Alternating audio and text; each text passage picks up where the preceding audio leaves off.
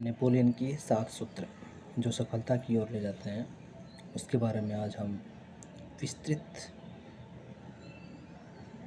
के रूप में उसके बारे में हम जानेंगे। पहला है अपना लक्ष्य लिखिए।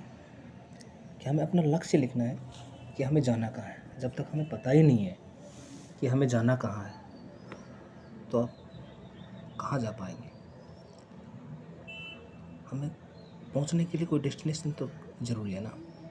इसलिए डेस्टिनेशन के बारे में जब तक हम पहचानेंगे नहीं, जानेंगे नहीं, उसके बारे में विस्तृत जानकारी नहीं जुटाएंगे, तब तक हम अपना लक्ष्य प्राप्त नहीं कर पाएंगे। इसलिए हमें पहले अपना लक्ष्य लिखना है कि हमें करना क्या है।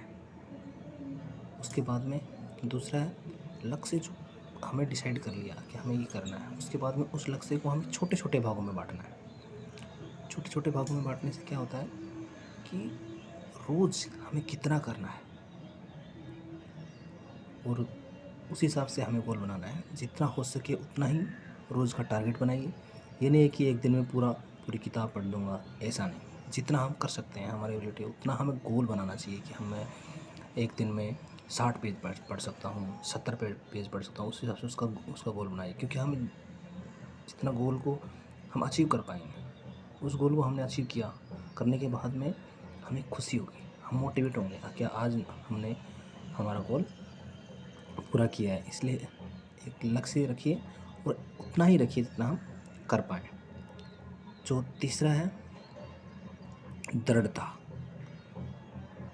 ठीक है, पास्टनेस। दृढ़ता एक अपने गोल के प्रति दृढ़ रहने का फैसला कीजिए। हर आदमी को ये होना चाहिए कि मैं कर सकता हूँ। ठीक है, दृढ़ता रखने से ये होगा कि मुझे कुछ भी हो जाए, मुझे मेरा गोल पूरा करना है। मजबूत बनिए अंदर से। मजबूत बनने से आपका लक्ष्य हासिल करने में आसानी होती है। दृढ़ता मनुष्य को मजबूत करती है।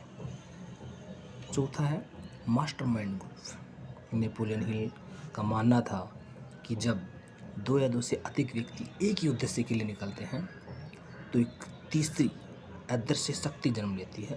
और वो शक्ति ऐसी होती है कि जैसे कि हम मानते हैं कि एक जो व्यक्ति होता है वो अकेला ही होता है, लेकिन एक के साथ एक और मिल जाता है तो व्यक्ति 2 हो जाते हैं। लेकिन सफलता ये कहती है एक और एक व्यक्ति 11 जितनी ताकत, 11 जितना माइंड और 11 जितना मोटिवेट होकर के उस लक्ष्य